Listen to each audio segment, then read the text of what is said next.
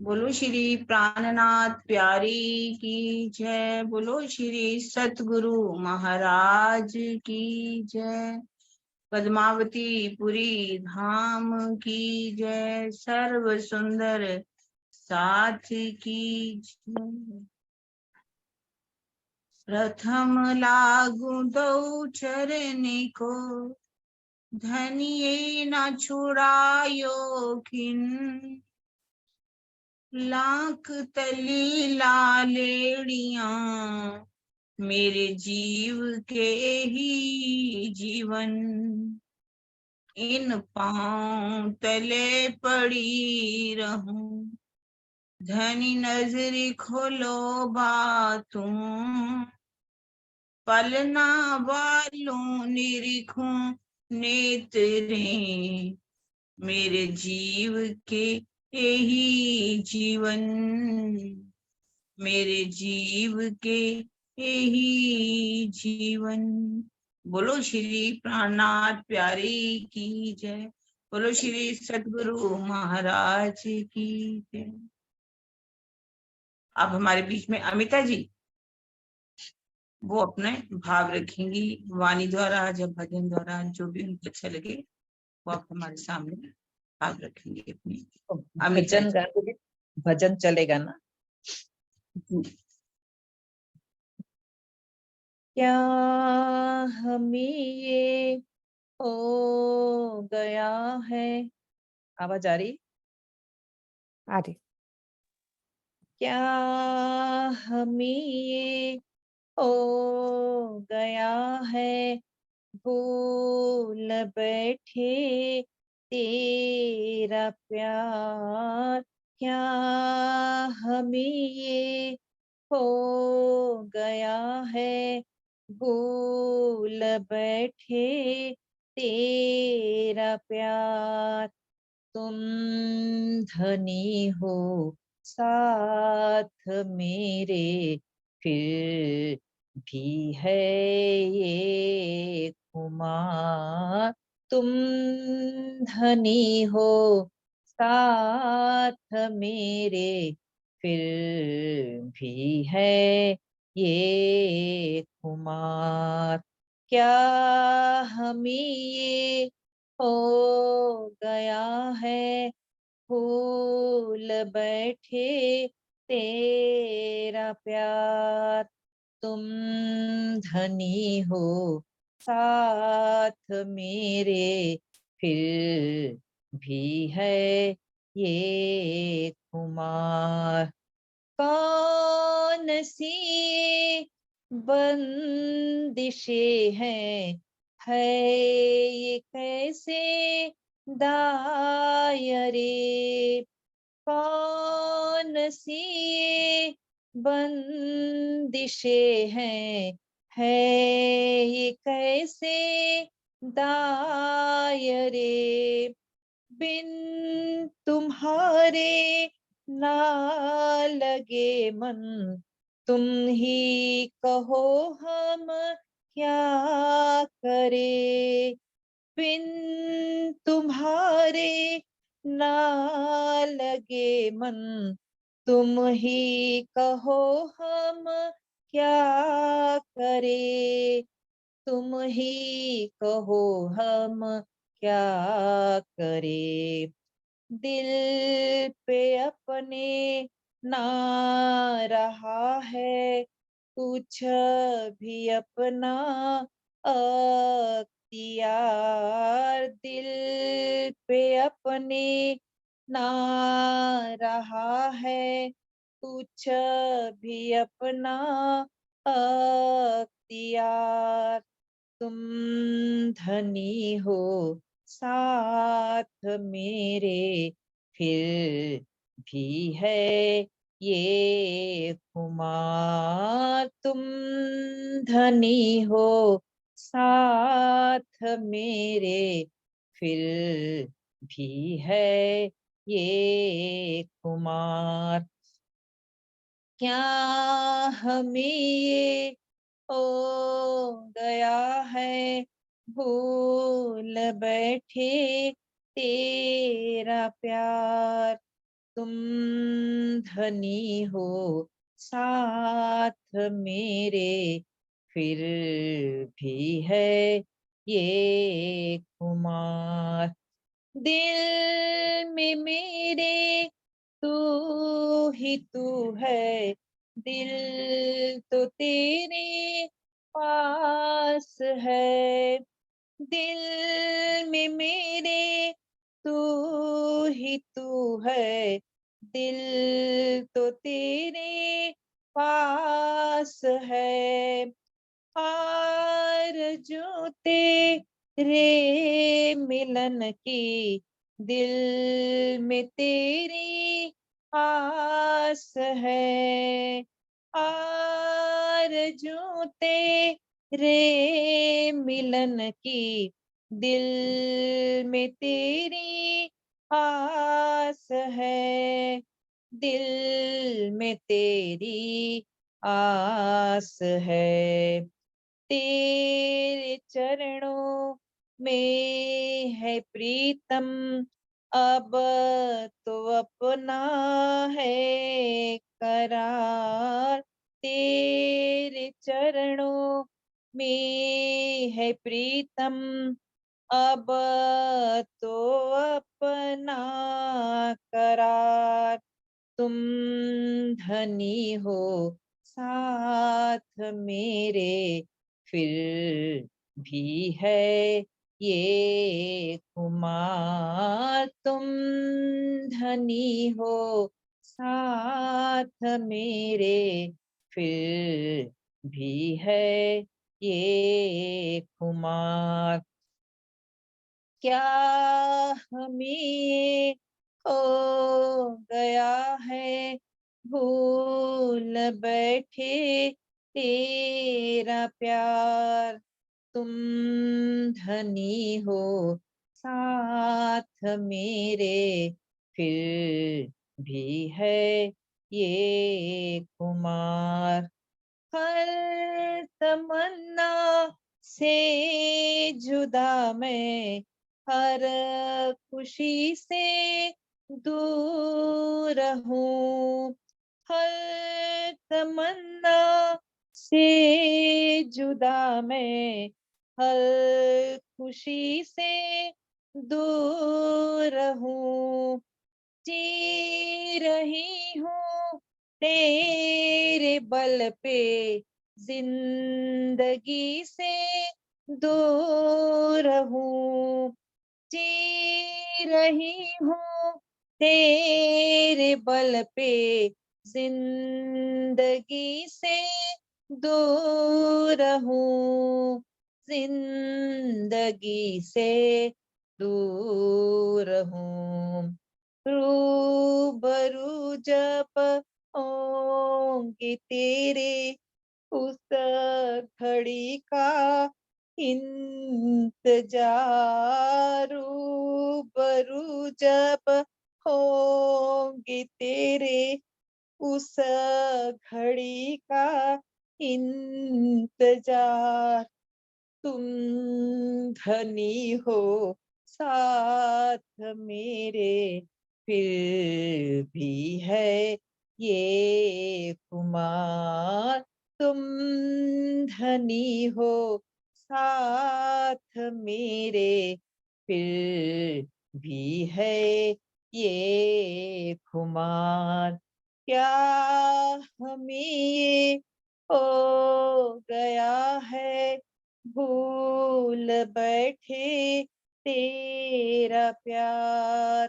तुम धनी हो साथ मेरे, फिर भी है ये खुमार। तुम धनी हो साथ मेरे, फिर भी है ये खुमार।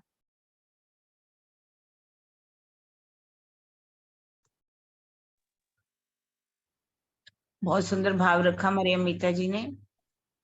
राजी हमारे नजदीक तो हैं, हक नजीक सैरक से आड़ा पटना द्वार, खोली आंखें समझ की देखती न देखे बरतार। कमी हमारे अंदर है, राज्य के अंदर नहीं है। सुंदर साथ जी, राज्य तो हमें श्रृंगार की वाणी से एक एक अंगों की शोभा में डुबो रहे हैं, अपने प्रेम में डुबो रहे हैं, हम ही ना डूबे तो शायद ये हमारा ही कसूर है। तो अब हम अपना वाणी का मंथन करते हैं।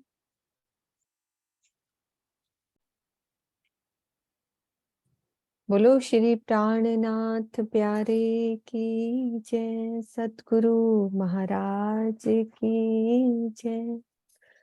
हाँ जी, श्रृंगार प्रकरण 20, चौपाई हमारी चल रही है 40। एक सलूकी में कई चकलाइयां, एक चकलाइयां कई सलूक, ए स्वरूप कहते आगे मोमिन, दिल होत नहीं टूक टूक। श्री राज जी के किसी एक अंग की बनावट में अनेक प्रकार के माप हैं। इसी प्रकार किसी एक माप यानी कि विस्तार में कई प्रकार की शोभा है। यह बहुत ही आश्चर्य की बात है कि इस अनुपम स्वरूप को ब्रह्म मुनियों से कहने पर भी मेरा हृदय विरह में टुकड़े टुकड़े नहीं हो पा रहा है। अब सलूकी शब्द का भाव बनावट और शोभा आदि से है। इसी तरह चकलाई से आशय किसी वस्तु की माप विस्तार यानी कि लंबाई चौड़ाई आदि से है। धामधनी के अपरिमित मनोहर स्वरूप के किसी भी अंग में छोटी छोटी अनेक प्रकार की माप होती है। इसी प्रकार अति छोटे से अंग में भी सौंदर्य के अनेक रूप देखे जा सकते हैं।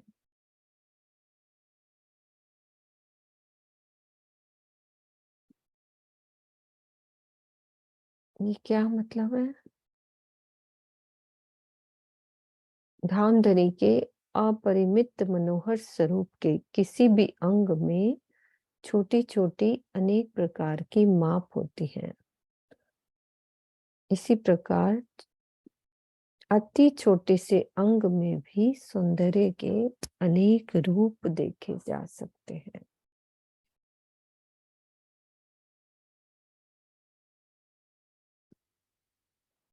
एक चकलाइयां कई सलूक, एक सलूकी में भी कई चकलाइयां।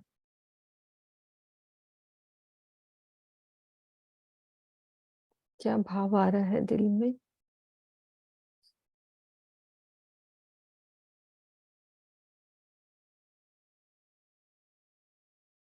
कैसे समझ सकते हैं इस चौपाई को दीदी?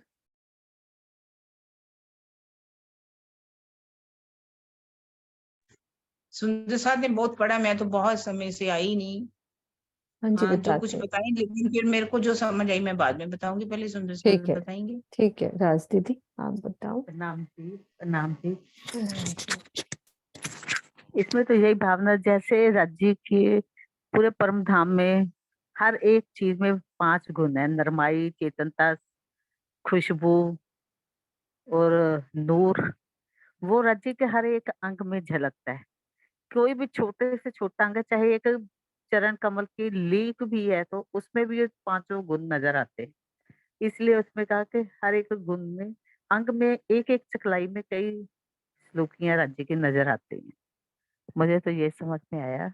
प्रणाम जी। हम्म।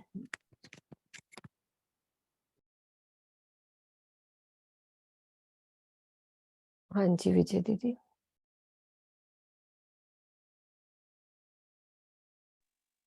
और बताओ प्रणाम थोड़ा। जी। हम्म। क्योंकि यहाँ पर तो दीदी राज्य के मुखारविंद की शोभा का जहाँ तक समझ में आ रहा है, वर्णन पूरा वही चल रहा है। हम्म। एक जैसे इसमें लिखा है, एक सलोकी में कई चकलाइयां, कि एक राज्य महाराज की जो है मुखारविंद में की बनावट में कई चकलाइयां का आश्रय यहाँ पर बताया अभी आपने। उनकी वस्तु का नाप भी कितना, हम जिसको हम नाप ही नहीं सकते। और एक चकलाई में जैसे कई चकलाइयां, उसकी सुंदरता में इसे अलग अलग दिखाई देते हैं। मतलब बार बार, जैसे जहां तक मुझे समझ में आ रहा है कि राज्य के मुखारविंद की शोभा बार बार अलग अलग रूप में दिखाई दे रही, जहां तक मुझे आ रहा है। बाकी आप हाँ ठीक है। क्योंकि उनका तो वर्णन ऐसा मुखारविंद है ना राज्य का, कि जिसको हम देख के भी रूह के दिल के टुकड़े टुकड़े हो जाए, वो वर्णन ही नहीं कर सकती उसकी शोभा का।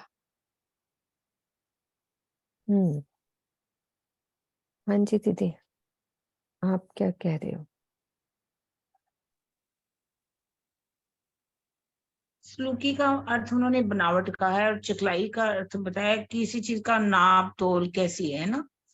जैसे कि मुझे ऐसा लगता है कि जैसे राज्य के नैनो का ही वर्णन किया है ना, हम्म, तो नैनो की शोभा जो बताई, शोभा में भी जैसे कैसे उसमें रंग जो है, बाहर का जो रंग है वो गोरा है, उज्जवल है, उसमें लालिमा के डोरे हैं, फिर उसमें पुतली है, पुतली के अंदर तारा है, कैसी पुतली है, कैसा तारा है, तो उसकी मतलब शोभा बताना।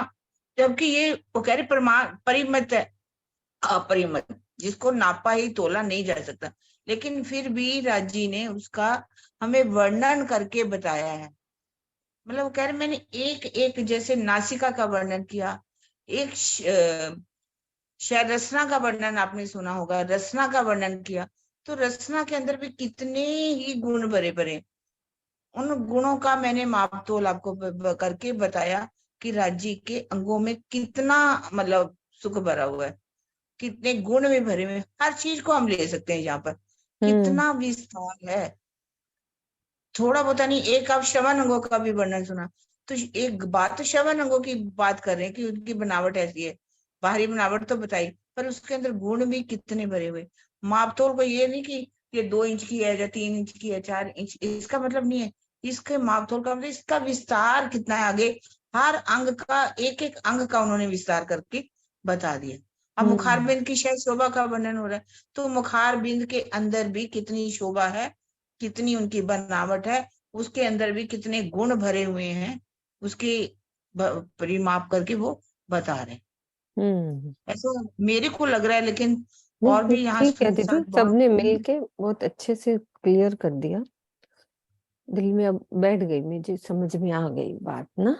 सब सुंदर साथ को नहीं आई तो बताओ, आगे सुंदर साथ जी बैठे। आप भी बता सकती हो कुछ, क्योंकि मुझे और भी भी समझ कुछ नहीं आ भी। रही थी कि किस तरह से, मतलब वो कह रहे हैं कि इतना कुछ बता दिए, एक स्वरूप कहते आगे मोमिन, पूरी बात करे टोटली, चाहे हाँ, मुखार बिंदु हो, ये चाहे दिल नेत्र क्यों कमल टुकड़े, हो। अभी भी हमारे दिल टुकड़े क्यों नहीं होता, नहीं इतनी मैं होता। शोभा का वर्णन मैं करके बता तुम्हें दो। अंदर गहराई भी बता रहा हूँ, कितने हाँ गुण है एक एक हाँ अंग में, 5 जो बताया विजय दीदी ने कि हाँ, हर चीज बिल्कुल में वो भी बात, बताता जाता हूँ। कोमलता जो राज ने कहा, जो विजय बहन की सारी सारी बातें बिल्कुल ठीक है। बिल्कुल। हाँ, एक नहीं कि किसी ने कमी बताई, मतलब उनके एक एक अंग का मैंने वर्णन गुणों का करके बताया, तो फिर भी हम टुकड़े टुकड़े नहीं होती। अभी अमिता जी ने यही तो गाया, फिर भी हम क्यों गफलत में पड़े हैं, क्यों भूल रहे हैं, क्यों भी फरामोशी में, फिर भी हमारी ये फरामोशी क्यों नहीं हट रही, तो ये टुकड़े दीदी टुकड़े इसमें हम ये भी क्यों तो नहीं आ हो रहे। सकता है, जैसे जो चीज बात दिल में होती है वो राज्य के मुखारविंद पे झलकती है, जैसे कि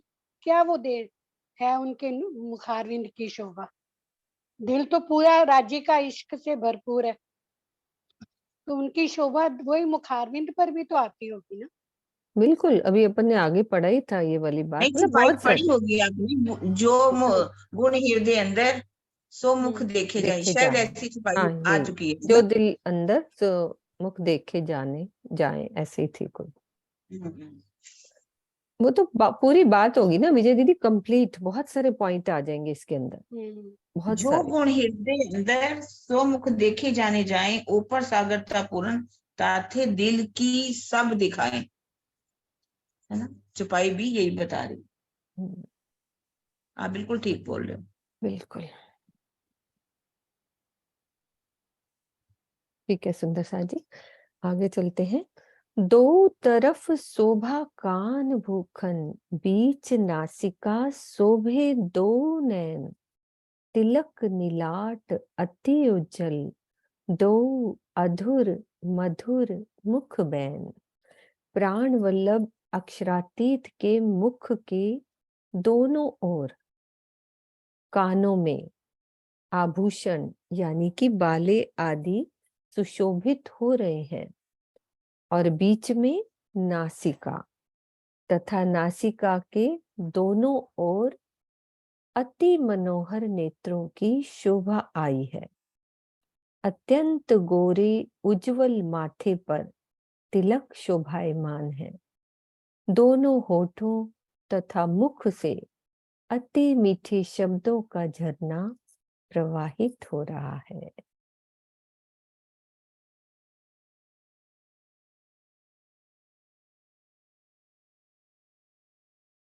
क्या क्या वर्णन कर दिया इस चौपाई में?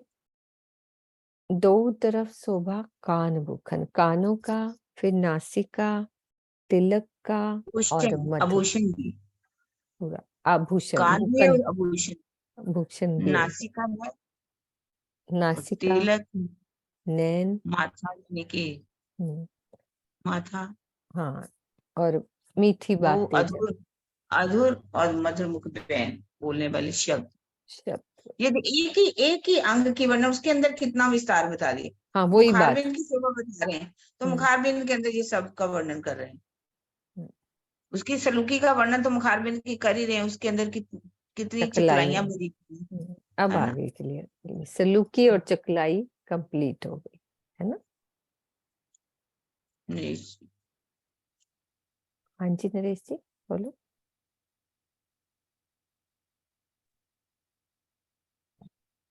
प्रणाम जी। वही है कि उस चौपाई का ही इतना विस्तार है कि भाई सलूक की, फिर आगे वो हर एक पार्ट का फिर धीरे धीरे कर रहे हैं कि हर अंग मतलब पूरा एक अंग जो है, मतलब अंग के अंदर भी उसकी कितनी सलूकी और फिर चकलाई।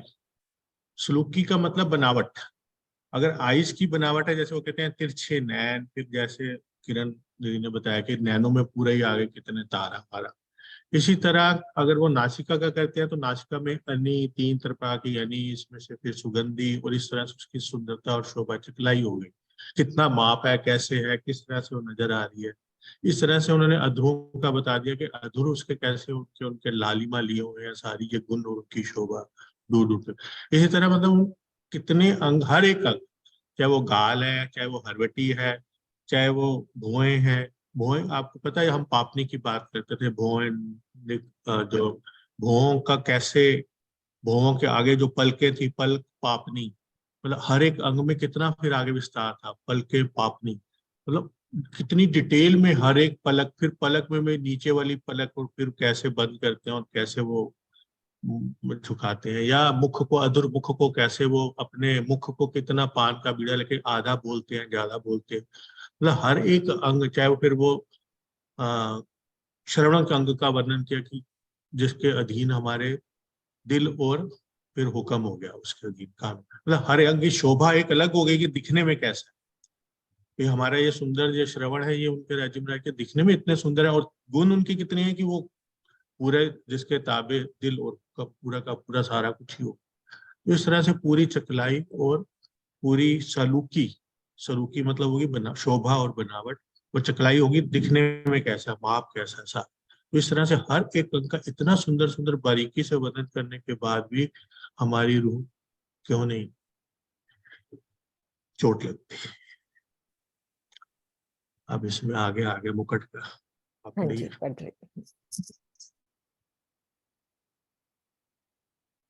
सिर मुकुट एक भांत का, क्यों कहूँ जुबा रंग नंग, ना देख सकूं नूर नजरों, कई किरणें उठे तरंग। श्री राज जी के सिर पर एक विशेष प्रकार का मुकुट है। इसमें जड़े हुए नगों के रंग की शोभा का वर्णन मैं इस जिह्वा से कैसे करूं।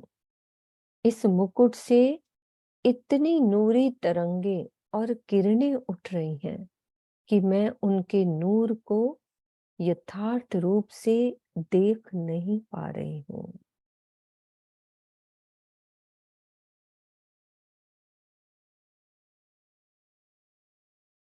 कहे कहे जुबां एता कहे, जो जोत भरिया अवकाश, आसमान जिमी भर पूरन, अब किन बिद कहूं प्रकाश।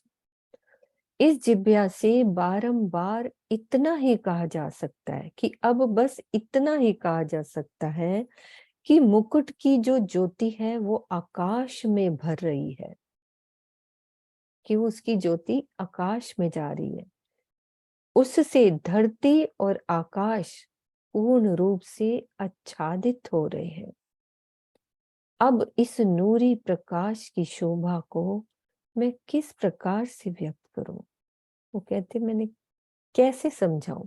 बस इतना ही बता सकता हूँ कि उसकी ज्योति आकाश में भर रही है और फिर धरती और आकाश में पूरा वैसा ही आच्छादित हो रहा है।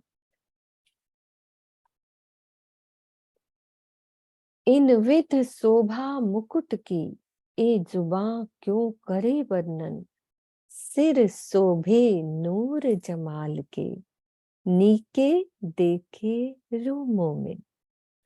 श्री राजी के मुकुट की इस प्रकार की अनुपम शोभा है। भला यह जिह्वा उस शोभा का क्या वर्णन कर सकेगी? अपने प्रीतम के सिर पर शोभायमान इस मुकुट की शोभा को ब्रह्मशिष्टियां बहुत अच्छी तरह से अर्थात गहराई से देखा करती हैं।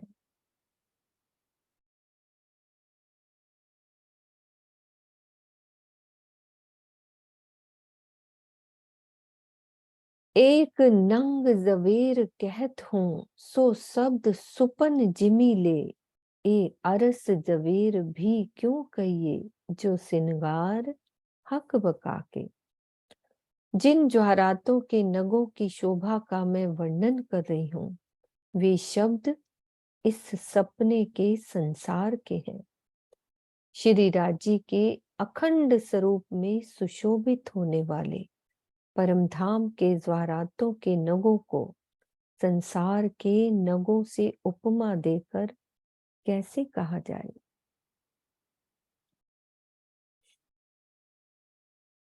हम जवेरों का वर्णन चल रहा है।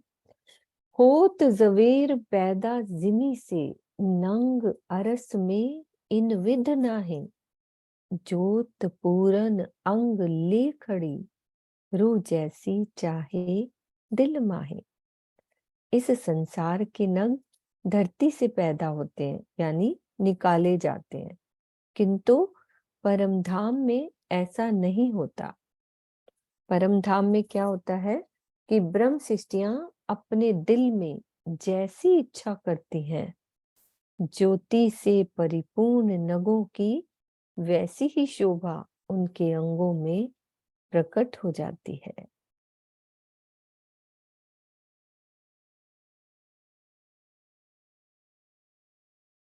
असल तन जिनो अर्स में सो कर लीजो दिल विचार, हक के सिर का मुकुट सो शोभा क्यों आवे माहे सुमार।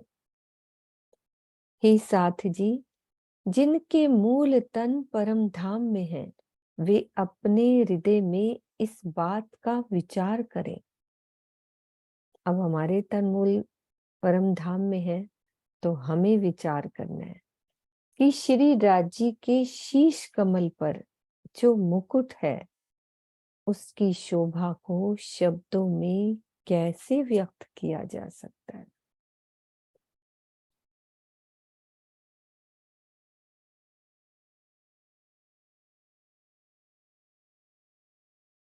यों ही है बीच अरस के जिनो जो शोभा प्यारी लगत, हर रू अरस अजीम की दिल माफक देखत। परमधाम की वास्तविकता यही है कि वहां प्रत्येक ब्रह्मात्मा को जिस प्रकार की शोभा प्यारी लगती है उसी वैसी ही शोभा दिखाई देने लगती है। कितने रंग बदलते हैं जैसी रूह चाहे।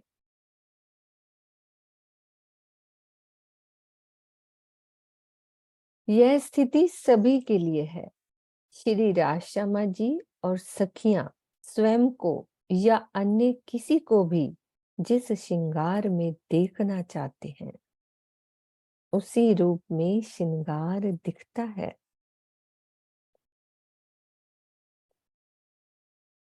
वाहिदत के सिद्धांत के अनुसार खूब खुशहालियां या पशु पक्षियों को भी इस अधिकार से वंचित नहीं किया जा सकता।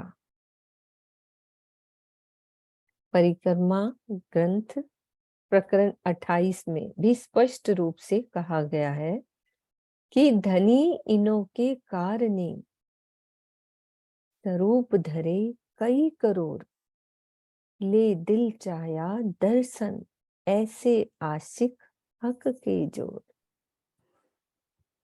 मैं कहने लगी थी ये छुपाई निकाल लेना।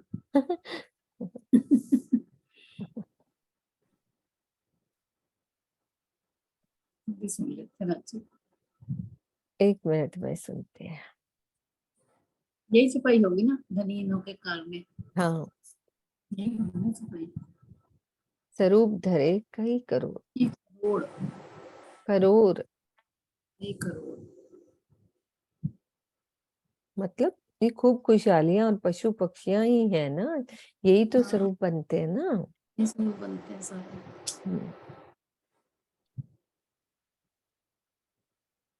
ऐसे आशिक हक के जोड़, ऐसे हैं आशिक हक के।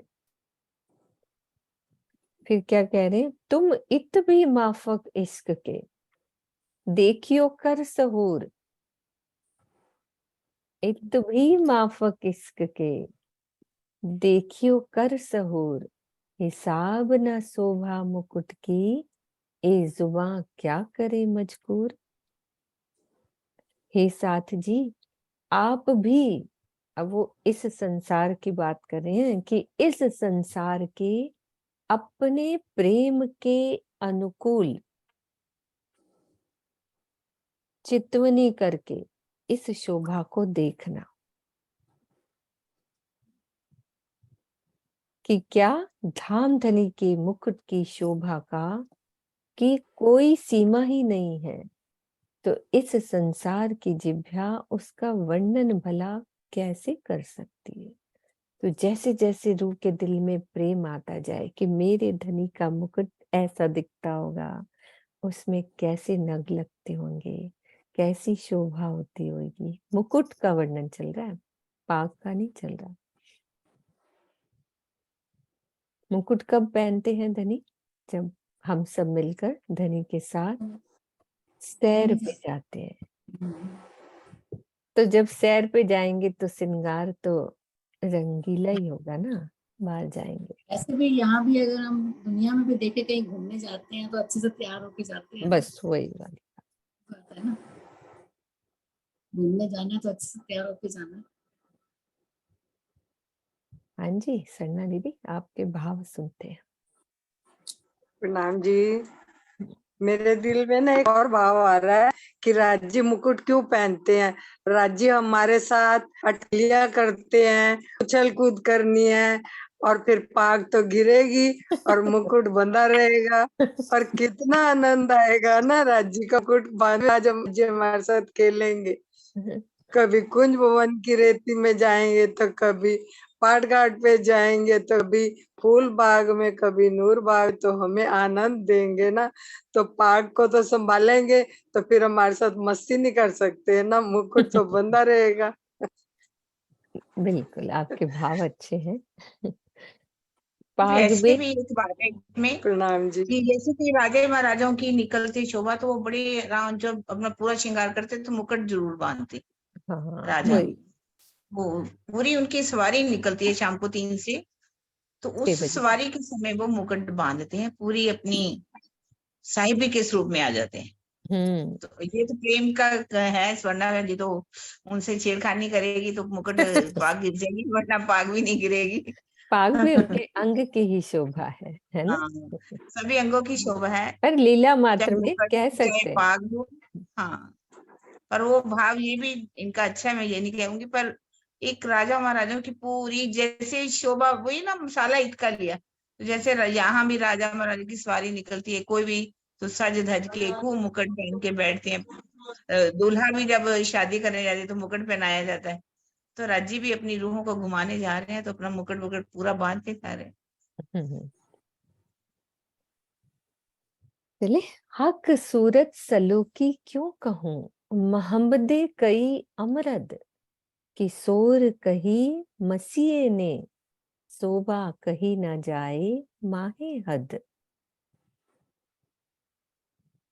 श्री राजी के मुखार बिंद की शोभा को मैं कैसे कहूँ। मोहम्मद साहब ने क्या कहा, अमृत सूरत कहा। और सदगुरु धनी श्री देवचंद्र जी ने किशोरा अवस्था का अति सुंदर स्वरूप कहा। अच्छा, मसीह का मतलब देवचंद्र जी से है। इस संसार में शोभा को यथार्थ रूप में किसी प्रकार भी नहीं कहा जा सकता।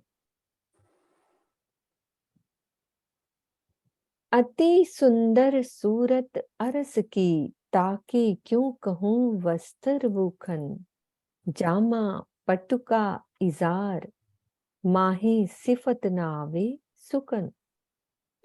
धामधनी का परम धाम का स्वरूप अति प्यारा यानी अनंत सौंदर्य से परिपूर्ण है। उनके वस्त्रों एवं आभूषणों की शोभा का वर्णन मैं कैसे करूं।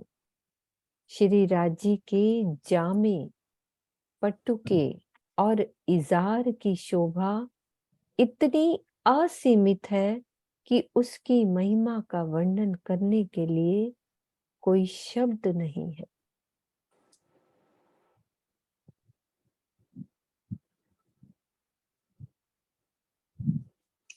एक बार थोड़ा सा वर्णन कर दो, जामा कैसा है, पटुका कैसा है, इजार कैसी है।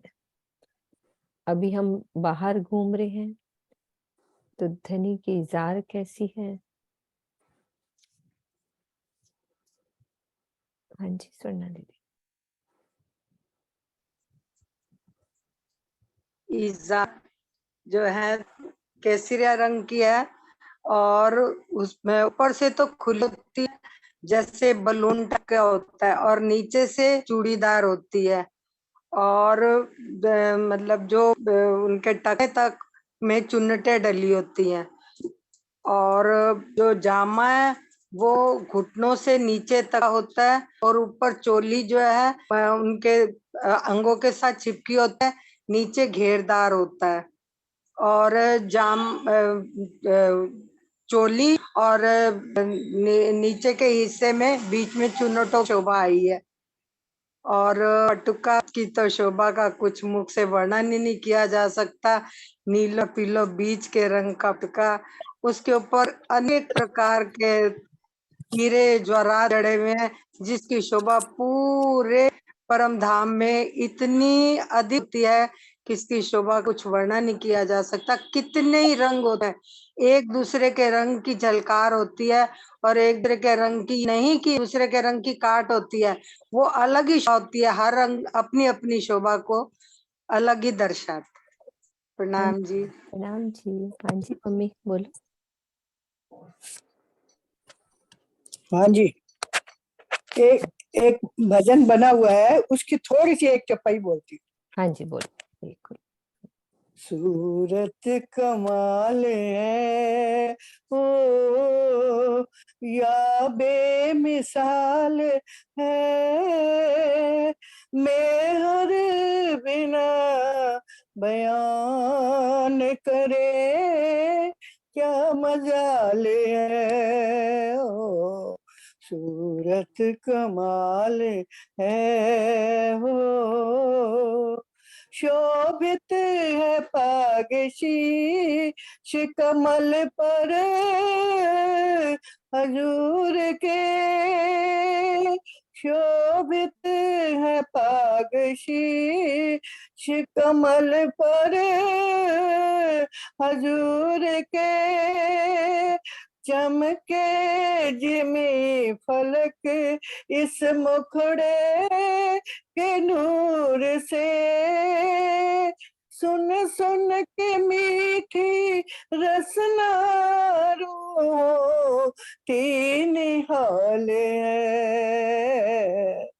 सूरत कमाल है ओ या बेमिसाल है, मैं हरे बिना बयान करे क्या मजाल है, सूरत कमाल है ओ।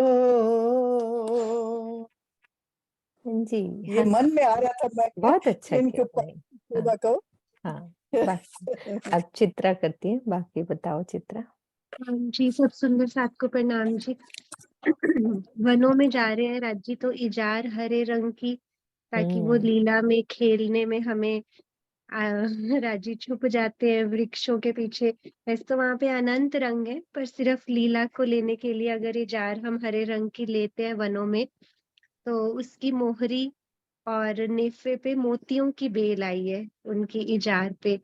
और फिर अब हरे रंग की और ऊपर सफेद जामे की वजह से वो जो शोभा झाई पड़ रही है इजार के बीच में, जामे से होती हुई जो एक उजाला निकल रहा है, उनके जो जामे के घेरे में पूरा का पूरा नक्शकारी आई है, नगों जड़ित एम्ब्रॉयडरी, सारी कशीदाकारी नक्शकारी आई है, वो सारी की सारी।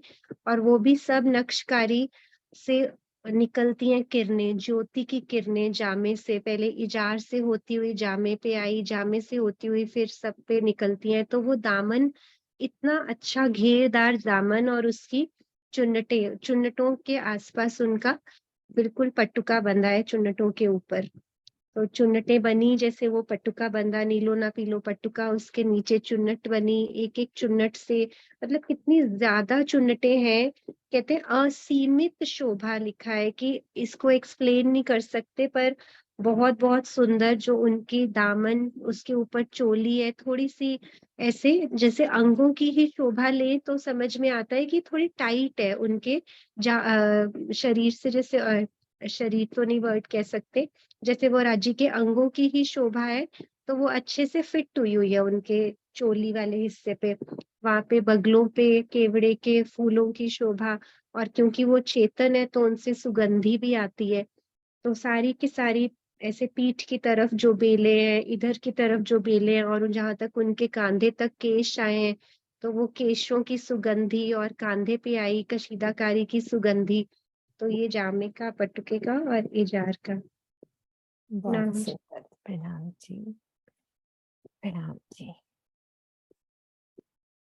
कहे कहे मुख एता कहे नूरे के वस्त्र, मैं कहती हूँ बुद्ध माफक, ज्यादा जुबां चले क्यों कर। बार बार कहने पर भी मेरे मुख से बस इतना ही कहा जा सकता है कि धामधनी के वस्त्र नूरी हैं। इतना भी मैं अपनी बुद्धि के अनुसार ही कह पा रही हूं, इससे अधिक मेरी जिह्वा नहीं कह सकती।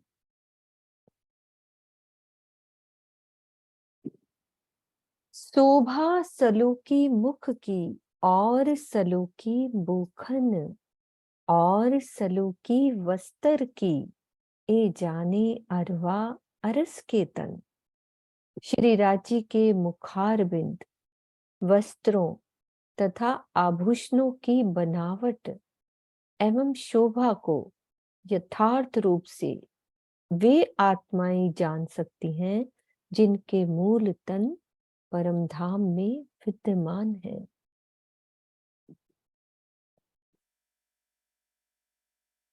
रंग वस्त्रों तो कहूं जो 10-20 रंग होए, इन सुपन जिमी जो वस्त्र, तामे कई रंग देखत सोई।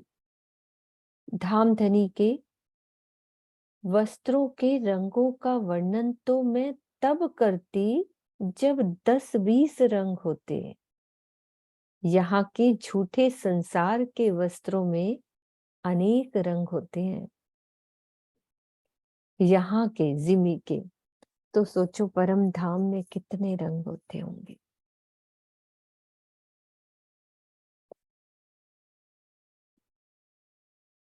तो अर्श वस्त्र क्यों रंग गिनो, और करके दिल अटकल। बेसुमार ल्याऊं सुमार में, यों मने करत अकल। तो परम धाम के रंगों के विषयों में दिल के अनुमान से मैं कितनी गिनती कर सकती हूँ, यद्यपि मेरी बुद्धि मना कर रही है, फिर भी मैं अनंत रंगों को सीमित करके वर्णन कर रही हूँ।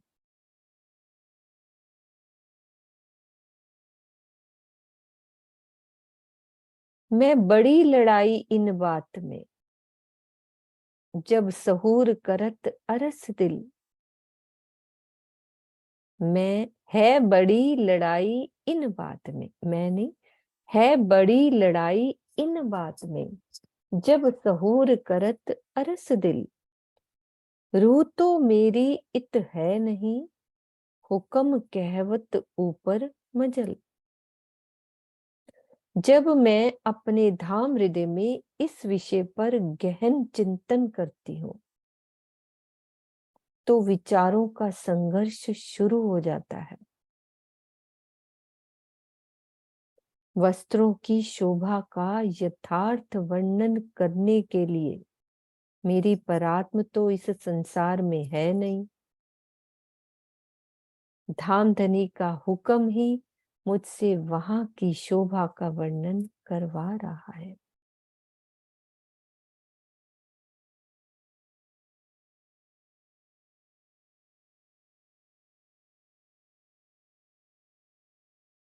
ओ धनी। भावार्थ, अंतःकरण में वैचारिक संघर्ष के मुख्य कारण है। ये हैं कौन कौन से? कि उनके दिल में संघर्ष जो हो रहा है उसका कारण क्या है? कि परम धाम के वस्त्रों और आभूषणों में अनंत रंग है, उसका वर्णन इस संसार में कैसे किया जाए? यदि वर्णन ना किया जाए तो आत्मा की जागृति कैसे होगी? दूसरा कारण। तीसरा ये कि श्री राज्य के वस्त्र एवं आभूषणों को तो यथार्थ रूप से पर आत्म ने ही देखा है। आत्मा तो यहाँ नींद फरामोशी में है। जब परात्म यहाँ है ही नहीं तो वास्तविक वर्णन कैसे हो सकता है?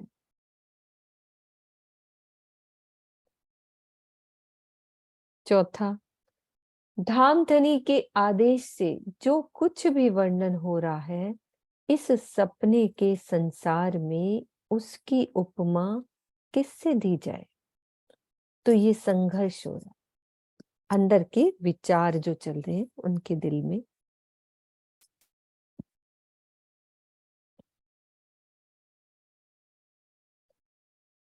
जामे का वर्णन हो रहा है। जामा अंग को लग रहा, हार दुगदुगी हेड़े पर, ऊपर अति झीनी जलकत, जुड़ बैठी चादर।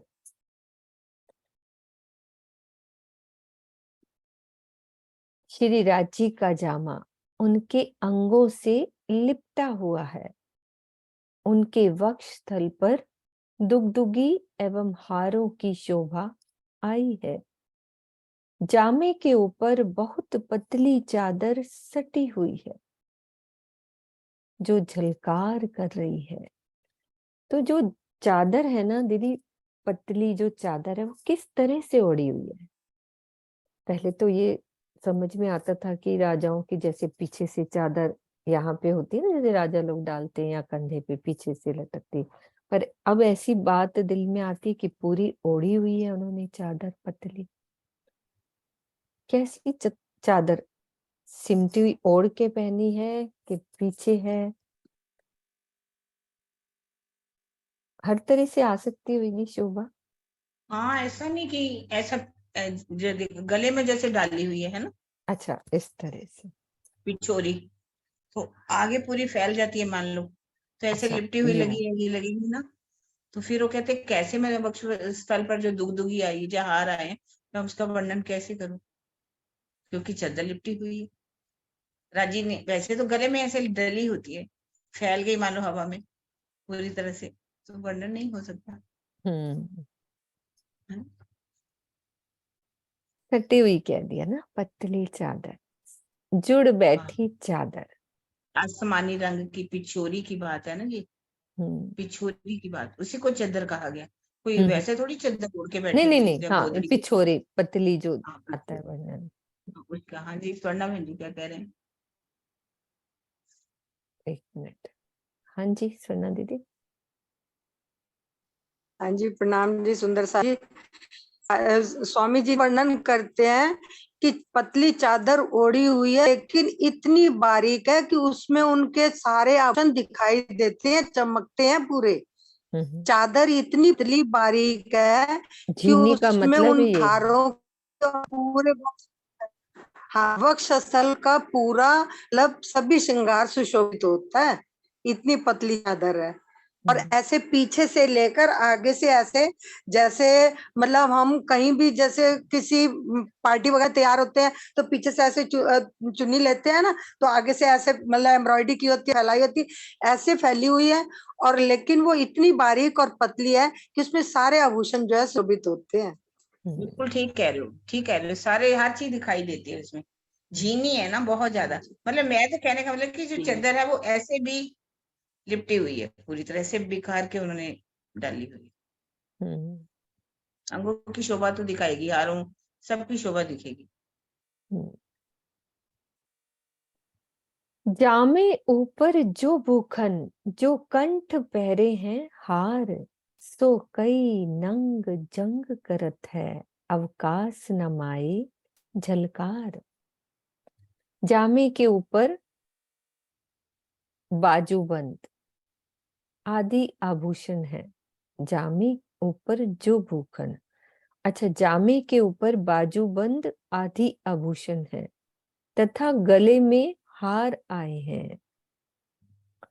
इसमें जड़े हुए नगों की अनेक रंगों की किरणें आपस में टकराकर युद्ध सी करती है। इनकी झलझलाहट आकाश में इतनी फैली हुई है कि वह समा नहीं पा रही है।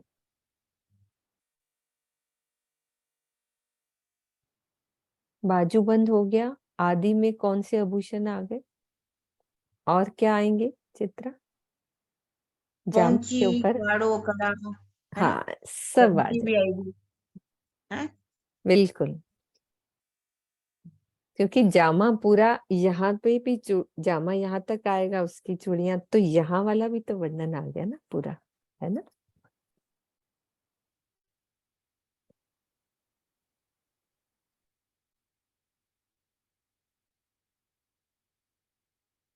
याही जिनस बाजूबंद और फुंदन लटकत, ए सबे हैं एक रस, पर रंग कई विद जंग करत।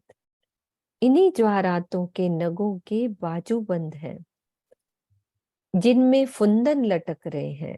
यद्यपि इन सभी की शोभा एक समान है, किंतु नगों से अनेक रंगों की किरणें निकल रही हैं जो आपस में टकराकर युद्ध जैसा दृश्य उपस्थित कर रही हैं। हाँ जी नरेश जी आप खोलो।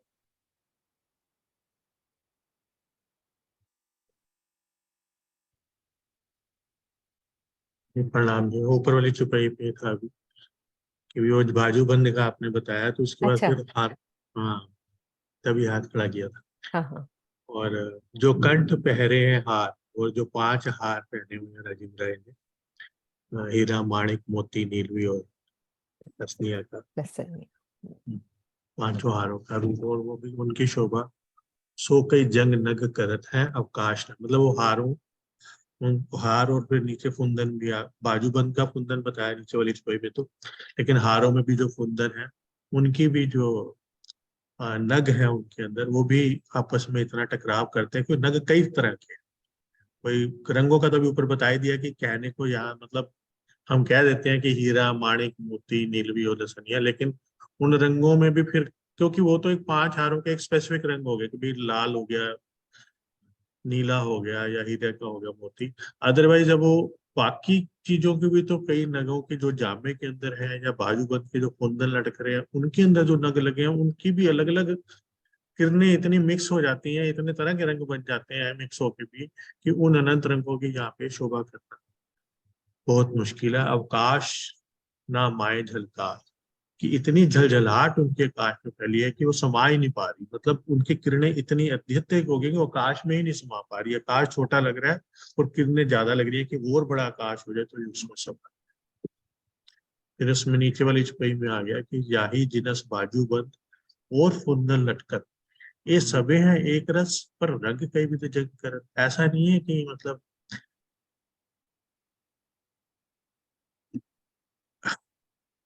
कई, मतलब इन्हीं जवाहरातों के नगों के बाजूबंद जिनमें फुंदन लटक रहे हैं, यद्यपि इनकी शोभा एक समान है, फिर भी किंतु नगों से अनेक रंगों की किरणें निकल रही हैं, जो आपस में टकराकर युद्ध जैसी दृश्य प्रस्तुत कर रही है। मतलब आपस में किरणें जंग कर रही है। मतलब हर एक जवाहरात के अंदर जो नग है उसकी किरणें इतनी बेशुमार है कि जब वो आकाश में जाती है तो आपस में जैसे एक युद्ध कर रही है कि मैं ज्यादा आकाश में दिखूं या मैं ज्यादा आकाश में दिखूं। तो इस तरह का, जबकि दिखने में सब एक रस है। प्रणाम जी। हाँ जी नीलम दीदी, आप भी बोलो, आपको खोल दिया है। मैं ये बोल रही थी कि जामे ऊपर बाजूबंद, बाजूबंद मतलब कैसे? जामा पहना हुआ है, उसके ऊपर बंधा हुआ है या अंदर से झलकार आ रही है, ये पूछना चाह रही थी। ऊपर बंधा हुआ है, ऊपर से जामे ऊपर बाजूबंद में, यानी कि जो जामा होता है ना उसके ऊपर बाजूबंद है यहाँ पे। आप मुझे हाँ। दिख नहीं रहे, एक सेकेंड।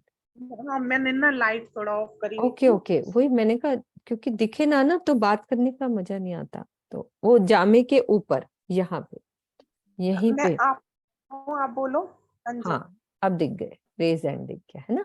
जामा हमने पहने, जैसे मैंने ये शर्ट डाली है ना, तो बाजूबंद उसके ऊपर है ना। तो जो ऊपर हार पहने वो भी ऊपर की साइड हार दिखाई भी दे। जामे के ऊपर है ना। वैसे तो सब अंगों की शोभा है, कुछ भी ना पहनया ना उतारा सब कुछ। लेकिन वर्णन करें तो कैसे करें ना, कि जामा पहना है, फिर ऊपर से हारों का वर्णन है, फिर ऊपर पतली जो आसमानी रंग की चादर है उसमें भी सब झलकार कर रहे हैं हार पूरे, तो सब ऊपर ही पहना है। थोड़ा सा ना यही कंफ्यूज सी हो रही थी कि बाजू के अंदर है या बाहर है, मैंने तभी नहीं, पूछा जामे आपसे। ऊपर, जामे के ऊपर। बाजूबंद, जो बाजू को, हाँ जी, बाजू बंद बनते हैं, वैसे अंदर भी आ जाता है, कई बार हाँ बाहर कोई भी बात नहीं, बनता वो है। तो आपके दिल में भाव आया तो क्लियर हो गया। ठीक है, हम सुंदर साथ जी अब किरण दीदी एक दो क्वेश्चन लेती हैं। ठीक है किरण दीदी, यहीं पे जी। अपन 59 छपाई तक हुआ है, अब हाँ उसके जी, बाद अपन हाँ जी सुंदर साथ जी, ज्यादा प्रश्न तो नहीं है लेकिन फिर भी मैंने कुछ बनाए हैं, मैं पूछूंगी। स्लूकी और चकलाई, इसको जरा दोहरा दीजिए। सबको बहुत अच्छी तरह आ गया, मुझे पता है, बहुत सुंदर वर्णन हुआ इसका। सलूकी, स्लूकियां और चकलाइयां, स्लूकी और चकलाइयां। हमारी विजय बहन जी का हाथ, तो और भी तो सुंदर साथ जी ने सुना है ना। हाथ खड़ा कीजिए सुंदर साथ जी। 3 सुषमा को 4 खोलती 5 हूँ, कुसुम 6। दीदी, श्रीनिवास अरे जी, वाह, अब बहुत 7। सारे आ गए। वीना दीदी आप खोलो, आप बोलते कम हो ना, जो बिल्कुल नहीं बोलते बोलो। प्रणाम जी। हम्म। चकलाई और सलूकी ये हो गई, एक तो बनावट हो गई, एक फेस की, और उसके अंदर के जो अंगों की शोभा है उसको उसको कहते हैं। क्या, थोड़ा और क्लियर करो, बोलो बोलो वीना दीदी। एक तो अच्छी तरह क्लियर करके बताओ और उदाहरण दे के बताओ थोड़ा सा। अभी अभी कितना सुंदर वर्णन हुआ। सलूकी चकलाइयां, उदाहरण दे करके। हाँ चकलाई तो जी, चेहरे की बनावट हो गई ना, कैसा गोल है, चौरस, लंबा है, कैसा है। वो चकलाई है या सलूकी है? वो सलूकी है, वो सलूकी है। सलूकी। हाँ, सलूकी यानी और बनावट शोभा, हाँ, चकलाइयां। बनावट जो हाँ जी, फेस के जो अंदर आंखें हैं, नाक है, मुख है, हाँ इसकी हाँ शोभा कैसी है उसके बारे में है। हाँ, एक एक अंग। जी, बहुत अच्छा। जैसे नयन है तो सुषमा, उसकी शोभा कैसी है, नासिका है तो उसकी शोभा कैसी है, अधूर है तो उसकी शोभा कैसी है ना। चौक है तो उसकी शोभा कैसी है, तो इसका वर्णन जो है उसमें आता है। ठीक है, सुषमा बोलो आप, यदि कुछ और बोलना चाह रहे हो तो सुषमा। प्रणाम। अभी माता जी ने क्लियर कर भी दिया अभी। ठीक है। हाँ जी, वसंत बाई ने लिखा है सलूकी मतलब बनावट और चकलाई मतलब सुंदर।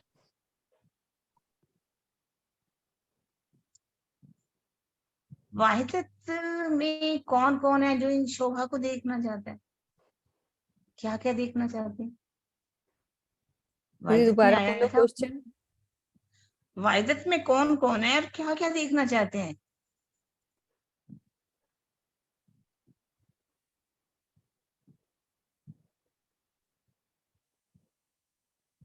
वाहिदत में कौन कौन है और क्या क्या देखना चाहते हैं? हाँ जी, जयश्री बहन।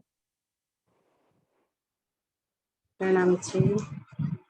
वहादत में हम सब सखिया राज्य महाराज के भूषणों की और षट शोभा श्रृंगार देखना चाहती, जो उसके मुख के नासिका, श्रवणांग, नैनो, मिलाट, पाद की शोभा, जो उसके अंगों की और आभूषणों की सब श्रृंगार शोभा देखना चाहती।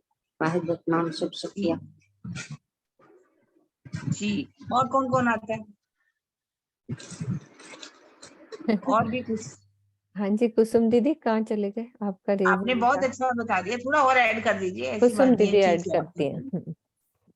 दीदी वहां पर तो सभी कुछ वाहिदत में है, जैसे आभूषण है, कानों के वस्त्र है, पेड़ पौधे सब, सखियां सभी कुछ वाहिदत में। मेन तो इश्क जो है वो वहां पर वाहिदत का ही है।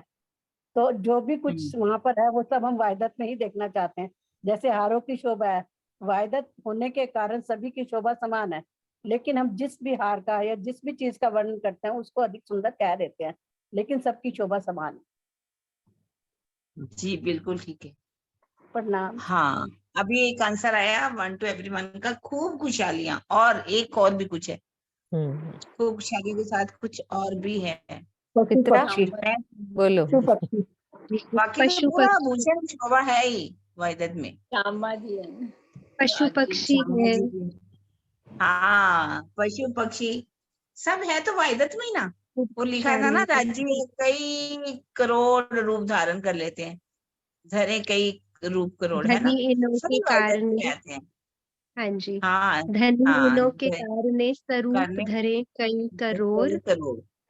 चौथा चरण याद है, ऐसे आशिक हक के जोर, जबरदस्त आशिक है हाँ हक के। और वो जी। पशु पक्षी और खूब खुशहालियां जो धनी महालक्ष्मी का लिख रही हैं स्वरूप है। सोनू, महालक्ष्मी भी है। ऐसे महालक्ष्मी जी भी आती है, क्योंकि वो भी वाहिदत का स्वरूप है।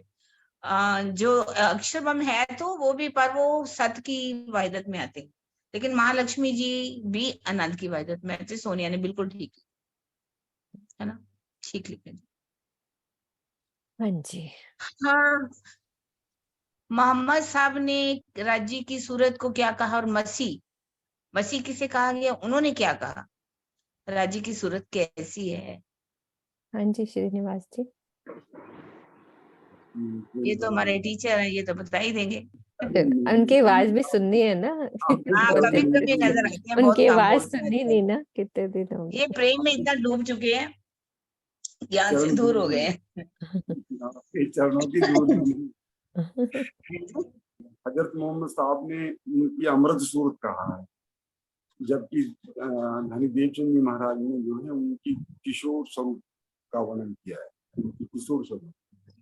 दोनों एक ही बात। आपका तो हम आपसे सीखने वाले हैं, आप कैसे कुछ गलत बोल ही नहीं सकते।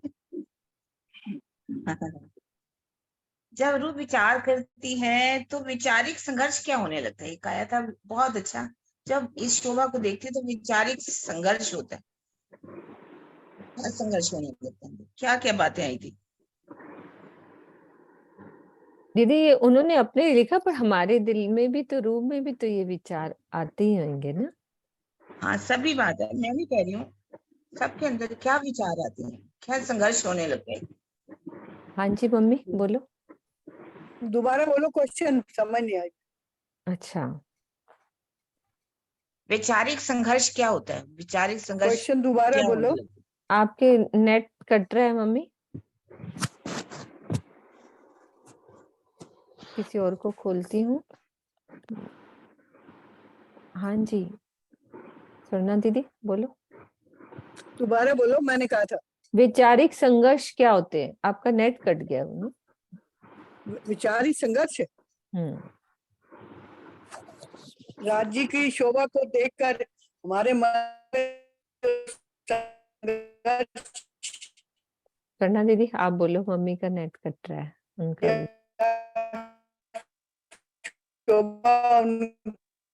एक सेकंड रुको, उनका नेट बंद भी नहीं हो रहा क्योंकि कट गया है। आवाज ही नहीं आ रही ना, अपने उनको समझ में नहीं आ रही। अंदर है, हाँ, कैसे बंद उनकी वो संघर्ष होता है। मैं तो इतना बात हो रहा है, बंद भी नहीं हो उनकी रहा ना। सूरत को हमारे अंदर संघर्ष करता रहे। आगे और पूछ लो सुंदर साहब। हाँ जी हाँ जी, एक मिनट मम्मी, आपका नेट कट रहा है। चलो बोलो स्वर्णा दीदी, उनको आवाज नहीं आ रही है उनकी। स्वर्णा दीदी की भी नहीं आ रही, क्या हुआ? सबके नेट खराब हो गए। विजय दीदी बोलो। जी, ये पूछ रहे हैं ना वैचारिक संघर्ष क्या होता है? यह रस में अगर हम दिल से विचार करते हैं तो वहां पर हम अपने या परम धाम में जो बताया वस्त्रों और आभूषणों में अंतर है या उनके रंगों की कैसी शोभा है, ये हम अपने दिल में विचारित करते हैं। फिर हमारी आत्म जागृति कैसे होएगी? राज्य के वस्त्रों को हमारी परात्म ने देखा तो वही वर्णन कर सकती है जो मुझे समझ में आया था। नहीं नहीं नहीं, आपने बहुत सही जवाब दे दिया, बिल्कुल ठीक जवाब दिया विजय बहन जी। ऐसी बात नहीं है, बस मतलब जब रूह देखते, मतलब ये सोच थी, एक संघर्ष उठता है। वहां परम धाम में तो अनंत रंग है, कोई बेशुमार रंग है। अगर वर्णन ना करूं तो आत्म की जागृति कैसे हो, है ना? तो इन सबको किसने देखा है? परात्म ने। परात्म हमारी यहाँ आई कौन है? आत्म आई है ना। परात्म तो वहां शोभा को देखती रहती है। तो ऐसी शोभा को इस सपने के संसार में वर्णन कैसे किया जा सकता? मोहम्मद जी ने वर्णन तो किया, ऐसा तो नहीं है कि नहीं किया, हर एक चीज का वर्णन किया करते हैं परम धाम की, ऐसा नहीं कि नहीं कर सकते। लेकिन जब रूह देखती है तो उसके अंदर एक संघर्ष जरूर उठता है, विचार उठने लगते हैं उस बात को कर। हमारे जीव जो अंतःकरण है उसके अंदर विचार उठते हैं। जैसे परात्म हमारी परम धाम में है तो यहाँ आत्म देख रही है वो उस लीला को, इसलिए कहा जाएगा क्या कहा? हाँ, अभी अभी जब तक नहीं देखती तब तक की बात की वर्णन, जब देखने लगती है तो दोनों परात्म के अंतःकरण जेती भीतर देते इन आत्म के करत अंग साक्षात। बाद में तो ये स्थिति बनी जाती, फिर आत्म की बनती है ना, परात्म तो नहीं आई। ये छुपाई में लिखा है ना, जो रूह नहीं आई तो उसको क्लियर करना पड़े। वो रूह का मतलब यहाँ आत्म नहीं आई ये भाव नहीं लेना, पर आत्म नहीं आई, पर आत्म ने इन सब शोभा को देखा है, इसका भाव से।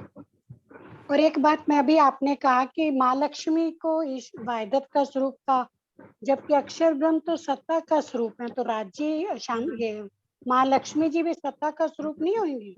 नहीं जी नहीं, अपने परिक्रमा ग्रंथ को इतने ध्यान से पढ़ा होगा कि चौपाई में लिखा होता है कि मेरे दिल में ये संशय आता है कि जो लक्ष्मी जी उसका गुजरान कैसे होता है, तो उसके अंदर जवाब दिया हुआ है कि लक्ष्मी जी जो है, महालक्ष्मी जी हैं, वो भी आनंद की वाहिदत में आती। जो सुख परम धाम की आत्मा को मिलता है वो सुख उसको भी मिलता है, वो भी यहाँ आई हुई। ठीक है जी। अब बाजूबंद की शोभा बता दी, बाजूबंद में कितनी पटलियां हैं, कुछ वर्णन करके बताएंगे। बाजूबंद का भी अभी हमने वर्णन सुना। ये पीछे पड़ा था मैंने जब थी मैं, तो बाजूबंद का वर्णन सुना। वो तो है कि ऊपर लग गया, वो तो ठीक है, पर उसमें कितनी पटलियां हैं, ठीक ना? आप खोलो। पौंची में कितनी पटलियां हैं। श्रृंगार वर्णन तो जिज्ञासा से सुनने प्रणाम का जी। आनंद आता है। हाँ, ये तो आज का तो मैंने सुना नहीं, कितना पर हुआ? बाजूबंद का बता 10 पटली, 10 पटलियों की शोभा है। हाँ बिल्कुल, 10 पटलियां। 10 पटलियां कैसी जिगना, हमें ये समझा दो अच्छी तरह से। पटलियां तो वो नंग ही आते हैं ना, अलग अलग प्रकार के कैसे वो नंग। मतलब कैसे, थोड़ी सी शोभा करके बताओ। जैसे मुझे पता है वो वैसे वहाँ बाजूबंद होता है, उसमें लाइक जैसे हम मेरे डीपी फिंगर सिंह जी 7 पटलियां कह रहे हैं।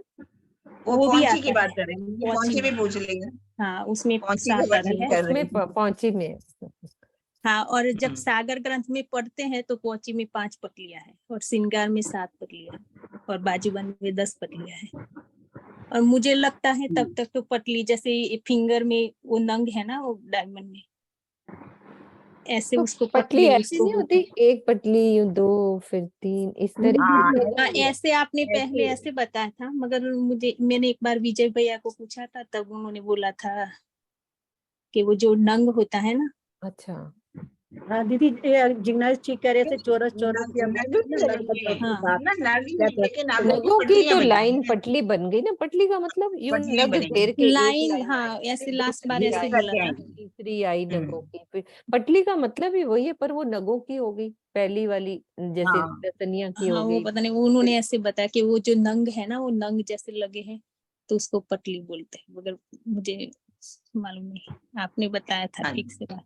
नहीं, वो तो हमने तो ऐसे विचार ही कर रहे हैं, कोई देखा तो नहीं है। हाँ मतलब पटली का हिसाब से बात ही हो रही है, कैसे होएगी। मतलब नगी होएंगी ना, 7 लाइन अलग अलग हाँ रंगों ऐसे की भी होते लाइनें हैं, हो ऐसे गई, तो लाइन उस होगी तरह और से। उसमें सारी क्योंकि डायमंड। बाजूबंद बंधा ही ऐसे होता है, ऐसे होके फिर वो गांठ बन जाती है उसकी, हाँ तो इस तरह से। 4 पम्मा लटकते हैं, कुमनों में मोती लगे हुए हैं, घुंघरियां लगी हुई हैं, हाँ बहुत जी शोभा सोनू, कर। आप बोलो।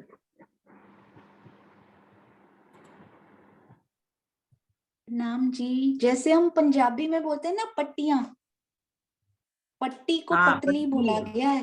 हाँ जी, 7 पट्टियां 10 पट्टियां लगी हुई हैं तो पटली उसी को बोला गया है यहाँ पे। तो नगों की एक पट्टी बनी, फिर दूसरी पट्टी बनी, फिर तीसरी पट्टी बनी, फिर चौथी पट्टी बनी, इस प्रकार की पटलियां। और मैं ना, किरण दीदी ने अभी अभी, किरण आंटी ने क्वेश्चन पूछा ना कि कौन से संघर्ष उनके मन में चलते हैं, तो मेरे दिल में ये आ रहा था कि उन संघर्षों का हमें तो आज तक पता लगा नहीं। हमने तो बड़े पारायण किए थे और मैंने तो खैर वो भी नहीं किए, पर हम इस चौपाई को पढ़ते थे, हमें उन संघर्षों का कभी पता नहीं लगा। ये संघर्षों का पता स्वामी जी को कैसे लग गया कि महामती जी के अंदर कौन से संघर्ष चल रहे थे, ये बहुत रहस्य की बात है, क्योंकि वही शक्ति उनके अंदर भी लीला कर रही है ना, तो इसलिए उन संघर्षों का पता उस शक्ति को ही है बस। प्रणाम जी। जो इसका रस लेता है वही तो बता सकेगा ना, कुछ तो बता ही देते हैं। जिन्होंने चखा ही नहीं तो उनको क्या पता चलेगा, है ना, उनके अंदर कुछ संघर्ष आता ही नहीं। बिल्कुल। वर्णन सुन के बता देते हैं हम भी, है ना।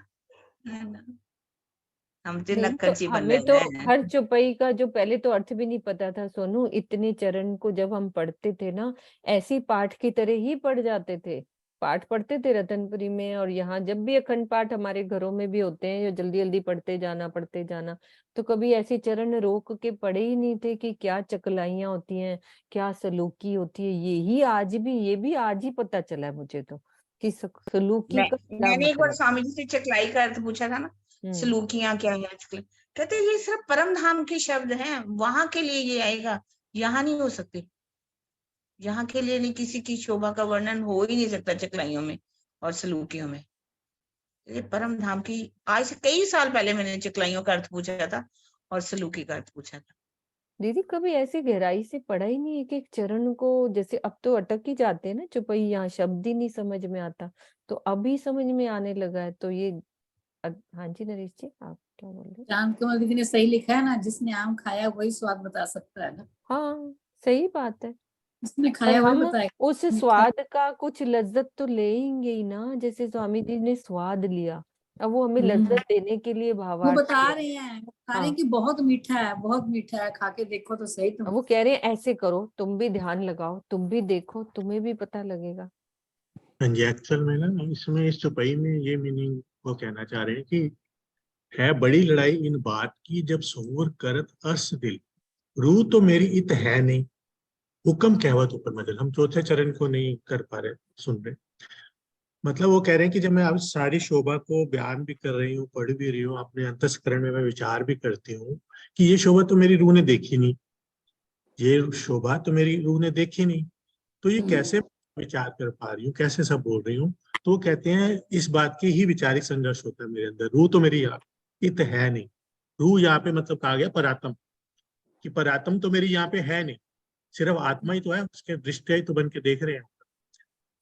तो ये कैसे मैं सारा वर्णन कर पा रही हूँ वस्त्रों का, आभूषण का। तो वो कहते हैं हुक्म कहवत ऊपर मजल। यहाँ पे हम जो भी बयान कर रहे हैं राजीव महाराज के हुक्म से ही बयान कर रहे हैं, क्योंकि वहां की किसी भी बात का वर्णन यहाँ की जिह्वा कर ही नहीं सकती राज्य के आदेश के बिना, राज्य की मेहर के बिना, राज्य के हुक्म के बिना। वो ये कह रहे हैं कि हुक्म कहवत ऊपर मजल। यहाँ जो हम वर्णन कर रहे हैं, ये भी जो हम सब बोल रहे हैं राजीव महाराज की हुक्म से कर रहे हैं, उनके आदेश से कर रहे हैं। क्योंकि हमने अब एक्चुअल में तो देखा, हाँ, जिन ब्रह्म मुनियों ने, परमहंसों ने एक्चुअल में देख लिया, वो भी वहां उस मंजिल तक पहुंचे। इस समय हम जो वर्णन कर रहे हैं, चाहे वो पढ़ के भी कर रहे हैं, देखा तो नहीं, लेकिन वो राजीव महाराज के हुक्म से, आदेश से ये कहना चाह रहे। ये भावार्थ ने मीनू दीदी कमाल कर दिया है। सही में, भावार्थ ने ना बात है। रीडिंग बिटवीन द लाइंस होता है ना, वो हाँ भावार्थ ने कर दिया स्वामी जी के। बिल्कुल। पहले तो बिल्कुल नहीं मुझे अपना पता है, नहीं समझा था सोनू, आज तक कभी इतनी गहराई से नहीं राजी ने दिल में डाली थी बात, जो अब अटकती है बात। जहां अटकती है ना सोनू, ऐसे लगता है इसका क्या अर्थ होगा, आगे भावार्थ में आगे आ जाता है। वो अभी उसका चौपाई का नहीं चौपाई भी आ जाती है, जो सोचता है हाँ, अभी उसका चौपाई आगे का नहीं आएगी। धनी इन्हों के कार्ड ने स्वरूप धरे कई और करोड़। ऐसे ही सोनू जो किताब पढ़ रहे हैं ना सुबह बीतक वाली, क्या मतलब कि एक एक चीज को कितनी गहराई से डाला है ना बीतक में। क्या क्या उन्होंने पूरा स्वरूप साहब डाल दिया, पूरा हमें क्या शिक्षा लेनी है, एक एक लाइन में शिक्षा है। आप एक लाइन बोल रही हो तो उसकी पहले शिक्षा आएगी। मतलब धनी कितना देना चाहते हैं, कोई हिसाब नहीं है। हमारी झोली छोटी हो रही है, धनी तो बहुत देना चाह रहे हैं। रोहिणी जी, चांद कमल चुप को खोल दो। हाँ जी, मैं ना सुबह दीदी वो वही चुप- बीतक की पढ़ रही हूँ। और एक बात और, सिर्फ एक बात कहूंगी हाँ, 2 बोलो, मिनट बोलो। में। सुबह ना बीतक साहब में ही एक चौपाई आई थी, उनके टीका में आई थी शायद। मुझे लगा कि ये भी जितना हो सके स्वामी जी का जितना साहित्य है वो पढ़ना चाहिए। तो ये जो चौपाई अभी श्रृंगार में आई ना, वो सेम सुबह आई। और मुझे लगा सुंदर साथ को बताऊंगी, पर भावों में क्या क्या बताया गया पता नहीं लगा। तो एक चौपाई अभी आई थी कि खूब खुशहालियां और पशु पंखी, है ना, वो भी करोड़ करोड़ रूप। आपने पढ़ी थी ना अभी मीनू दीदी। इस धनी चौपाई इन्हों का के, अर्थ, ये वाली चौपाई थी ना सोनिया, धनी इन्हों के कारण धनी इन्हों के कारणे करोड़, स्वरूप धरे कई ले करोड़, दिल चाहिए दर्शन ऐसे आशिक हक के हक के जो।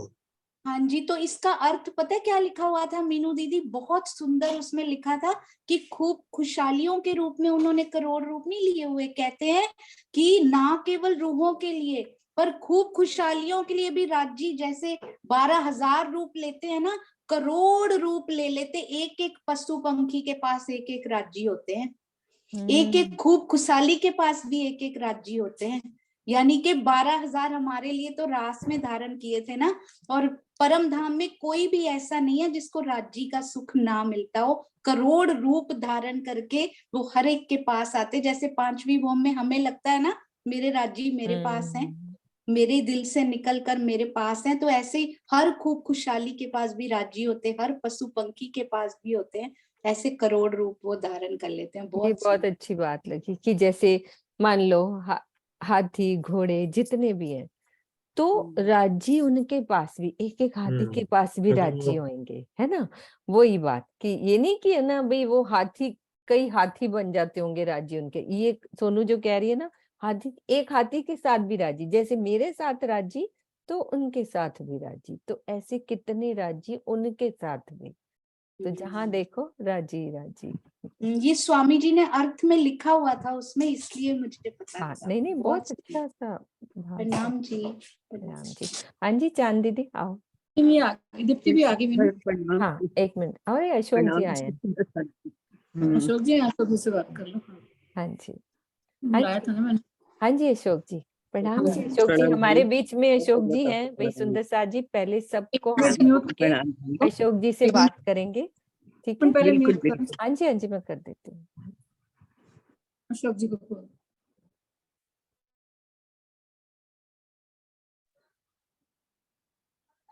प्रणाम जी सब सुंदर साथ जी को। प्रणाम जी, आवाज आ रही मेरी? बिल्कुल आ रही है। हाँ जी आ रही है। जी, तो मैं तो वैसे सुनाने नहीं आया था, मैं तो सुनने आ रहा था। अभी अभी जस्ट बीतक की चर्चा करके ही आया हूँ कमरे में। तो सुनाओ कुछ, अपनी वो सूचना देने के लिए बुलाया था कि भाई अपने जी जी, आश्रम की। हाँ। तो सूचना इस प्रकार की है कि जैसे जागनी यात्रा के विषय में स्मारिका प्रकाशित होनी है, और क्योंकि स्मारिका में जो विषय होता है, जिस विशेष कार्य से मतलब हम छाप रहे होते हैं, तो उसी पर फोकस किया जाता है। उसी विषय में संस्मरण लिखे जाते हैं, उसी विषय में लेख लिखे जाते हैं। तो मतलब हम सब का आग्रह ये था, और स्वामी जी ने भी ये कहा था कि जितने भी सुंदर साथ विशेष रूप से, क्योंकि जागनी यात्रा में तो सभी लोग शामिल थे ही, कुछ लोग प्रत्यक्ष रूप से वहीं जाकर के शामिल हुए, और कुछ लोग यूट्यूब और फेसबुक के माध्यम से घर में बैठे बैठे शामिल हुए। तो सबका अपना अपना अनुभव है। जो वहां रहे हैं उनका अनुभव अलग है, जो नहीं जा पाए किसी कारण से उनका अनुभव अलग है। तो जो भी अनुभव हुए या जो भी विचार उस समय मन में आए, तो उन सभी अनुभवों को लेखनीबद्ध करना है, लिखना है। अब इसमें जितने भी सुंदर साथ लिखने की सेवा कर सकते हैं, सभी बुद्धिजीवी वर्ग ही है यहाँ पर, सबको लिखना आता ही होगा अच्छे से ही। और जैसे जूम मीटिंग में जिस हिसाब से बोलते हैं, उस हिसाब से उसको सुन करके तो लगता है कि जो बोलते हैं वही भी लिख दे तो बहुत अच्छा लेख हो जाएगा।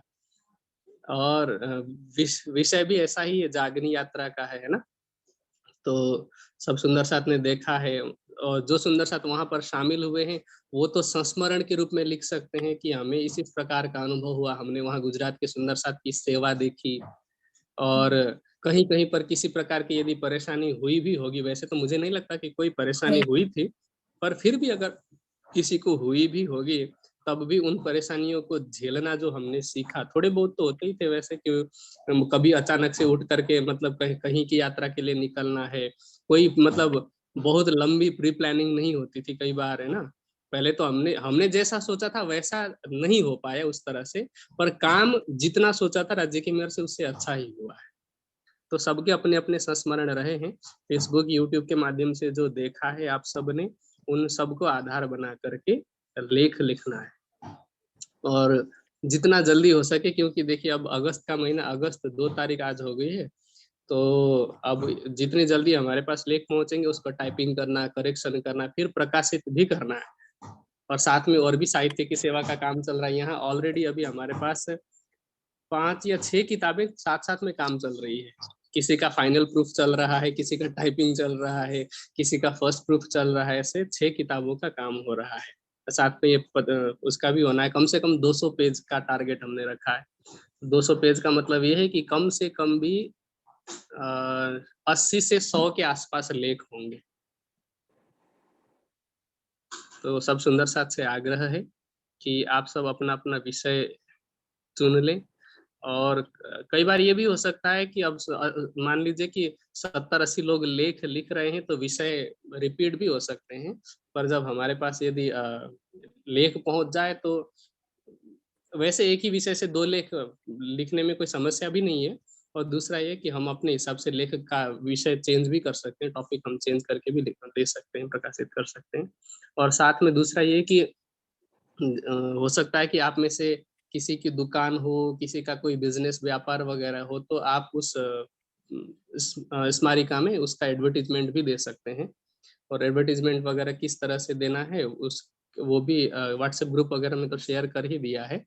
और अगर नहीं किया गया है तो फिर मैं दोबारा भेज देता हूँ कि मतलब अगर फुल पेज में भेजना है तो उसकी सेवा क्या है, और हाफ पेज में भेजना है तो उसकी सेवा क्या है। कवर पेज की सेवा आ चुकी है, इसलिए मैं कवर पेज का नहीं कह रहा हूँ, लेकिन अंदर के जितने भी पेज हैं उस हिसाब से तो ये भी आप कर सकते हैं। और हाँ, वो सब हो चुका है कवर पेज। बस यही बताना था।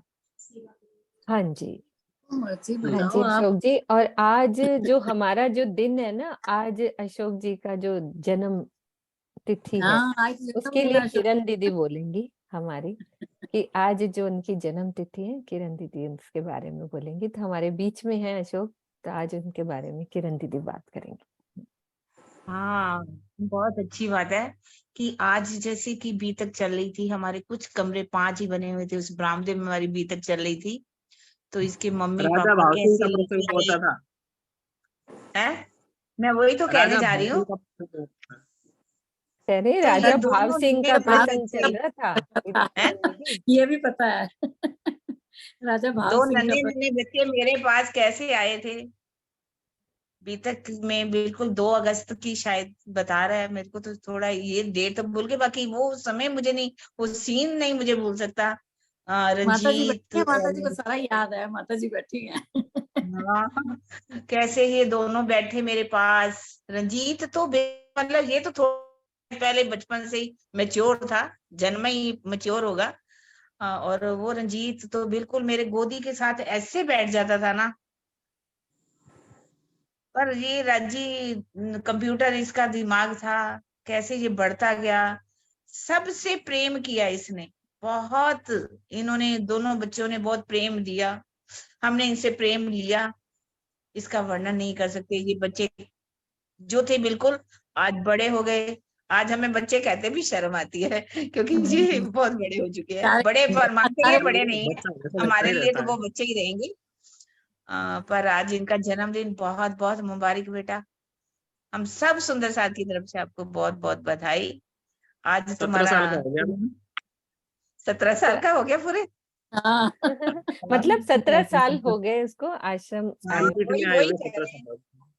तो 17 साल, आज जन्मदिन तो तभी मनाता है ना, ये अपना असली जन्मदिन ये है। वो तो शरीर का हाँ, जन्म था, ये आत्मा के रूप में ये आश्रम में आया और ज्ञान इसने का सब जन्म कुछ लिया होता है। हाँ, बहुत अच्छा है। हाँ जी, अशोक हाँ ने आज जी, इतना अच्छा मीना। लिखा है, हाँ इतना जी बड़ा लेख मैं। अशोक जी, आप आए हो तो हमारी ये चौपाई भी बोलते जाओ और फिर चुपाई को दोहरा दीजिए। दोहरा दीजिए। आप ये शोभा आज आप लीजिए। अच्छा, चौपाई दोहराना है समाप्त करने के लिए। हाँ जी, आपके मुख से सुनना है ना आज हमने। जिस तरह से हम पढ़ते हैं, चौपाई बांटते हैं, उसी तरह से मैं बांट रहा हूँ। याही जिनस बाजूबंद और फुंदन लटकत, ए सब हैं एक रस, पर रंग कई विध जंग करत, पर रंग कई विध जंग करत। बोलो श्री प्राणनाथ प्यारे की। सतगुरु महाराज की जय।